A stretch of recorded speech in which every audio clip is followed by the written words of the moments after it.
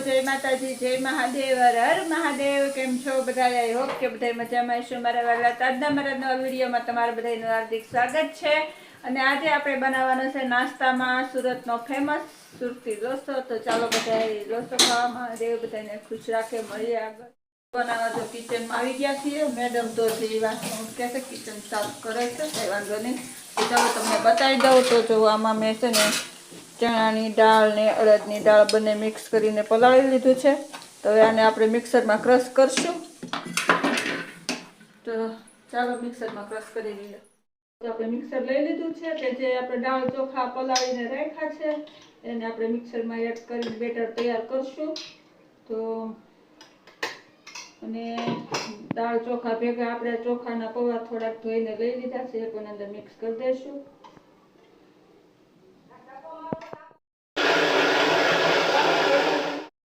દળાઈ લીધું છે, સરસ દળાઈ ગયું છે, મસ્ત એનું બેટર બની ગયું છે। હવે આને આમાં ખાટી છાશ એકદમ પતલું કરશું। ઢોકળાનું હોય ને એની કરતાં પણ આપણે પતલું બનાવવાનું છે। તો ચાલો આપણે છે ને જો આ મસ્ત અડદની દાળ, ચણાની દાળ, ચોખાના પૌવા બધું આપણે મિક્સરમાં ક્રશ કરી લઈ લીધું છે ને 1 વાટકા જેવું। ચાલો હવે થોડું થોડું પાણી મિક્સ કરતા જઈશું અને બેટરને આપણે પતલું બનાવશું। થોડુંક આપણે ઢોકળાનું બેટર જે બનાવીએ ને એની કરતાં આને થોડુંક પતલું બનાવવાનું હોય છે। અને આને છે ને જો તમે આથીને ખાવા ઈચ્છતા હોય ને તો પણ સ્વાદ સરસ આવે છે, પણ હું તો ઇન્સ્ટન્ટ બનાવું છું। ઇન્સ્ટન્ટ બનાવતા હોય એટલે આવી રીતે હાથથીને 5 થી 10 મિનિટ રેસ્ટ આપી દઈએ, ત્યાં બધો મસાલો તૈયાર કરી લઈશું અને ફટાફટ બનાવી લઈએ। તો ચાલો આદુ, મરચાં અને લસણ થોડી આપણે ખાંડીને એની પેસ્ટ તૈયાર થઈ ગઈ છે। તો ચાલો હવે આપણે બેટરમાં આ ચટણી બનાવી છે આદુ, લસણ અને મરચાંની એડ કરી દઈશું અને જેવું લાલ મરચું એડ કરી દઈશું। તમે તીખું વધારે ખાતા હોય તો તીખા મરચાં વધારે લઈ શકો છો। અને ધાણા જીરું પાવડર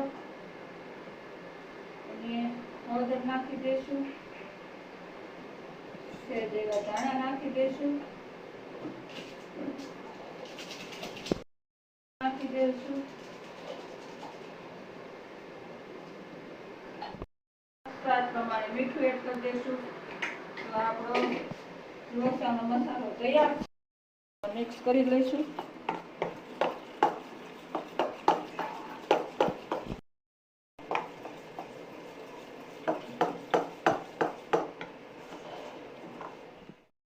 ખટાશ ફૂલ આવે કારણ કે લોચો તો ખાટો મીઠો હોય તો જ ખાવાની મજા આવે, એટલે વધારે ખટાશ માટે મેં અડધું લીંબુનું ફાડું નાખી દીધું છે। આપણો ગેસ ચાલુ કરી દીધો છે ને લોહી મૂકી દીધું છે। તો એમાં જો પાણી પણ ગરમ સરસ થઈ ગયું છે। તો હવે આ ડીશને તેલવાળી કરીને લઈ લીધી છે। બેટર કરતાં આનું બેટર પતલું હોય છે તો મેં પતલું જ રાખ્યું છે। તો આમાં આપણે એટલું મૂકશું કારણ કે આમાં ઈનો નાખેલો છે એટલે આગળ ફૂલશે પણ વધારે।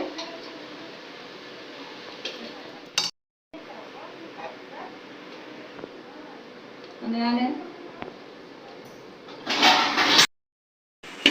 5 મિનિટ માટે ઢાંકીને રાખી દેશું। 5 મિનિટ થઈ ગઈ છે અને તમે જોઈ શકો છો, નજીકથી બતાવો કે આપણો લોસો પણ એકદમ મસ્ત પનીર તૈયાર થઈ ગયો છે। જો ચાકુથી ચેક કરી લઈએ, જો ક્લીન ચાકુ આવે છે, મસ્ત લોસો બની તૈયાર થઈ।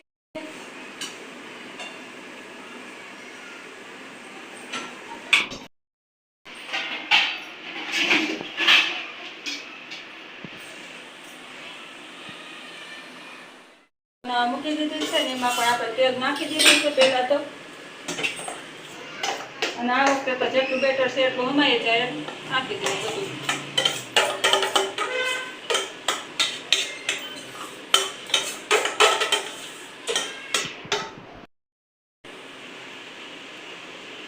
તો મમ્મીએ 2 ડીશ લોસો બનાવી નાખ્યો છે। લોસો હા, તમારે ખાવો હોય ને લોસો તો આવી જાય તો ખાવા લોસો. તો હું તો આવી રીતે લોસો બનાવું છું ને તમે કેવી રીતે બનાવો છો કમેન્ટમાં કહેજો ને લોસો કોને કોને ભાવે છે કોને કોને ખાધો છે તે પણ કમેન્ટમાં કહેજો મારા વાલા. લોચો. હલો અને વિડીયો પસંદ આવે તો પ્લીઝ લાઈક શેર સબસ્ક્રાઇબ ને કમેન્ટ કરવાનું ભૂલતા નહીં. જય માતા છો. આપણો બીજી થાળી પણ લોસો એકદમ મસ્ત ફટાફટ બનીને તૈયાર થઈ ગયો છે. તો ચાલો બધાય લોસો ખાવા મારા વાલા.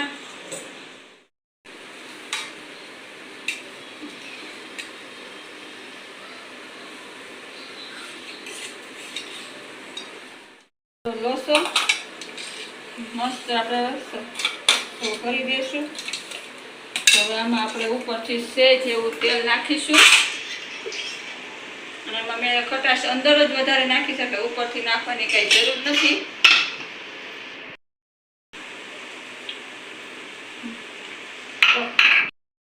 સેવ તેલ નાખી દઈશું, કોતરી દઈશું. તો ચાલો આપણો ઢોસો તૈયાર છે.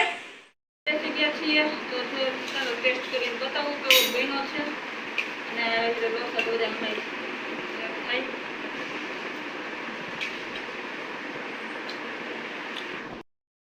ચાલો બધા લોસો ખાવા. તો હવે કાલે ફરી મળે છે નવા વિડીયોમાં નવી આઈટમ સાથે. તો જ્યાં સુધી જય માતાજી, જય મહાદેવ, હર મહાદેવ.